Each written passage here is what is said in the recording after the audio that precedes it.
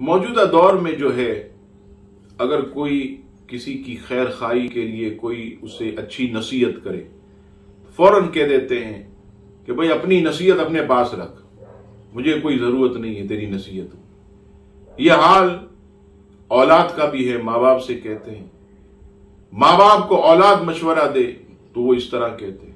حالانکہ یاد رکھیے گا کہ تمام مخلوقات کی خیر خواہی یہ انبیاء کرام علیہ السلام کی سنت ہے۔ رب کریم حضرت نوح علیہ السلام کا قول بیان کرتے ہوئے قرآن مجید فرقان حمید کی سورہ ہود کی آیت نمبر 34 میں ارشاد فرماتا ہے، ترجمہ: اور تمہیں میری نصیحت نفع نہ دے گی اگر میں تمہارا بھلا چاہوں، جبکہ اللہ تمہاری گمراہی چاہے۔ وہ تمہارا رب ہے اور اسی کی طرف پھرو گے۔ سورہ اعراف میں حضرت شعیب علیہ السلام نے اپنی قوم سے جو فرمایا، رب کریم نے اسے یوں بیان فرمایا: میں نے تمہارے بھلے کی نصیحت کی تو کیوں کر غم کروں کافروں کا۔ صالح علیہ السلام نے جو فرمایا اسے رب کریم نے سورہ اعراف کی آیت نمبر 79 میں بیان فرمایا: اور میں نے تمہارا بھلا چاہا مگر تم خیر خواہوں کے غرضی یعنی پسند کرنے والے ہی نہیں۔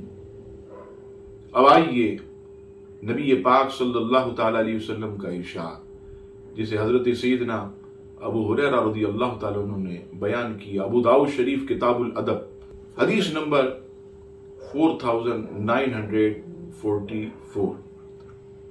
رسول اللہ صلی اللہ تعالی علیہ وسلم نے ارشاد فرمایا: بے شک دین خیر خواہی ہے، بے شک دین خیر خواہی ہے، بے شک دین خیر خواہی ہے۔